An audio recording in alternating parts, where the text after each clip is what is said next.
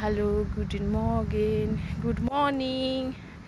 আজকে আমি আপনাদের এমন একটা জিনিস দেখাতে যাচ্ছি, সেটা ইন্ডিয়া আর জার্মানিতে কিভাবে দুটো জায়গার মধ্যে পার্থক্য, সেটা আপনাদের দেখাবো।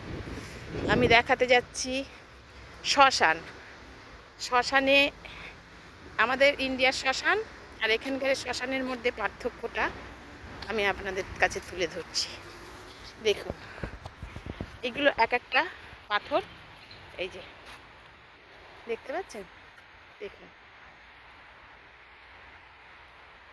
এইভাবে এখানে সমাধি দেয়, আগুনে পুড়িয়ে ছাইটা নিয়ে এসে এখানে যে যার আত্মীয় স্বজন আসেন, দেখা করতে আসেন, প্রত্যেক বছর ওই টাইমটা আসেন, এসে ফুল দিয়ে যান, ফুলের টব, এই যে কেউ রিসেন্ট এসেছিলেন, এসে যে ফুল দিয়ে গেছেন, এই যে ফুল দিয়ে গেছেন,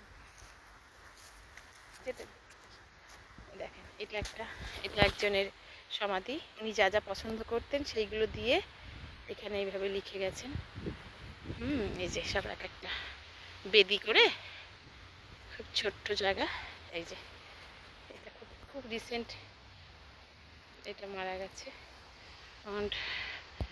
দেখুন একটা ঠাম্মা, একটা বয়স্ক মানুষ, সে তার মার সমাধিতে এসেছেন এবং সেটা জায়গাটা ধুচ্ছে, পরিষ্কার করছে। দেখুন, আমরা জানি না মা। চলো, এখানে যেতে হবে না, চলো এদিক দিয়ে এসো। আমি আপনাদের এইগুলোই দেখানোর চেষ্টা করছি। অনেক আছে ভিতরে, অনেক প্রচুর জায়গা নিয়ে প্রচুর জায়গা নিয়ে এগুলো তৈরি। আমি জাস্ট একটুখানি তুলে ধরার চেষ্টা করলাম, ভিতরের দিকে যাচ্ছি না, বিস্তারিত আমি আরও পরে দেখাতে পারি।